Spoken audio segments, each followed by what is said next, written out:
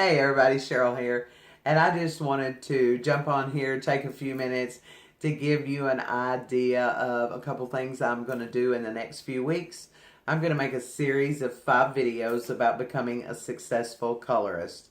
The first one is going to be about color theory. The second one is going to be about the level system. And then I'm going to talk about formulation, application, and client communication. And the 5 will be designed to go together. And I just wanted you to know if you're looking for that, and don't discount basic color theory. I don't care how long you've been a stylist.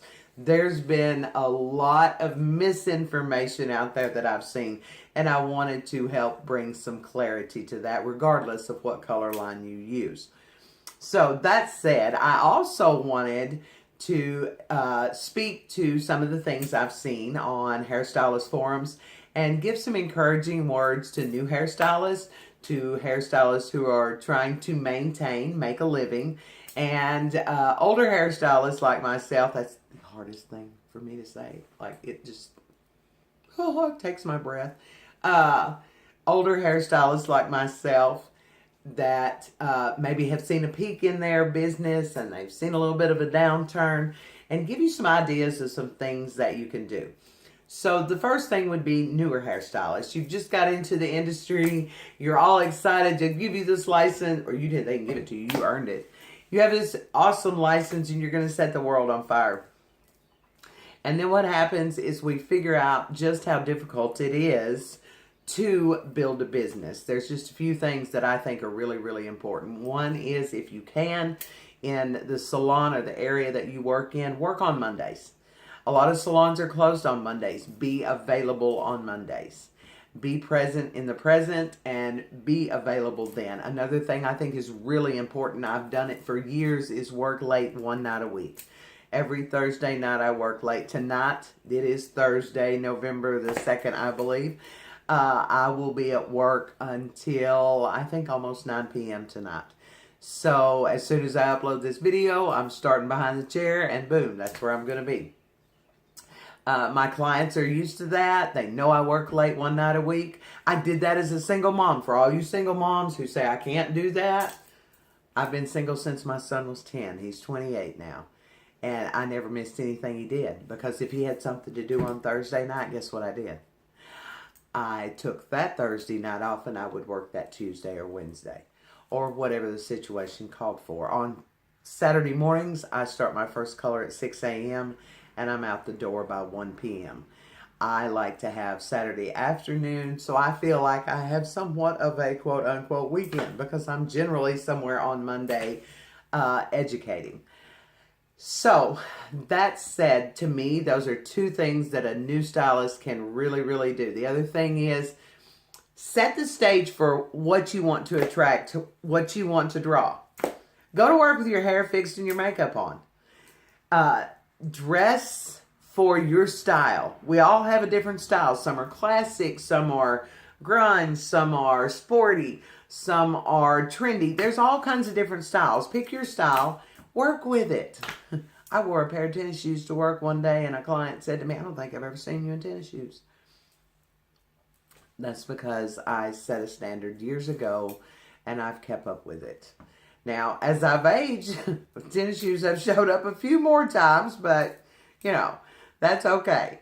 And as far as people my age, older hairstylists in the industry, you've been at it a long time. When we got into the industry, how you built a clientele was a little bit different than it is today. And I'm going to encourage you to step up your game and understand this industry will change. You've watched it change, and it's going to continue to change. It can change and leave you at the train station, or you can get on board that train and move forward. So if you're an older hairstylist and you're not necessarily fond of the phone, social media, so on and so forth, it's a pretty good chance you're not watching this unless one of your coworkers pulled it up for you. But it's really, really important that you get in with the game. Get an Instagram. An Instagram can become your portfolio for people to look at and see your work. You can't even imagine in a small town. Yes, I live in a small town. how I've watched my business peak level out, maybe take a little bit of a dip. And I decided to get on that train. And so you can't imagine how many clients sit down in my chair right now who find me on Instagram, who find me on Facebook, on social media. They're not finding me, they're finding my work. Make yourself available. And what does it take to take a picture?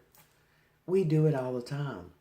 Take a picture. You can edit it later and then upload it later. It doesn't have to be right on the spot. And don't be afraid of it. And if your clients don't want their face to show, most of mine on my social media do not have their faces showing. So be aware that your work can show with very, very little inconvenience, and don't let it scare you. Let a younger hairstylist show you how to do that. And that's the key thing too, is that every hairstylist needs to help every other one, and quit worrying. Just stop this worrying about somebody's going to steal my client. Stop it. Just help each other. We have stylists. I have stylists in this town call me, ask me for questions, and I just help them. They're not taking anything away from me, because every client sits in every chair they want to. Let's keep that part of it very, very clean. Be on time. Be happy. I don't care what's going on in your life, because I can tell you from experience, when I went through my divorce, I was probably the most miserable hairdresser to be around. And if I could undo anything in this industry that I've ever done, it would be to go back in that time frame in the year 2000 and shut my mouth. I did not shut it enough, and I'm going to encourage you who are going through hard times or life storms of any kind to keep it to a bare minimum. It's okay to talk about it, but keep it to a minimum. I hope these encouraging words help everybody, and I hope that you can look forward and look towards the videos that I'm going to make in the next few weeks about becoming a successful hair colorist. I'm going to work from the foundation all the way up to corrective color. They're going to be short videos, but they're going to give you some tips and some help to understand what you're working with, again, regardless of what color line you're working with. So look for me on YouTube at Cheryl Segraves, S-E-G-R-A-V as in victory, E-S, and on Instagram at Color One Up. I hope everybody has a great day.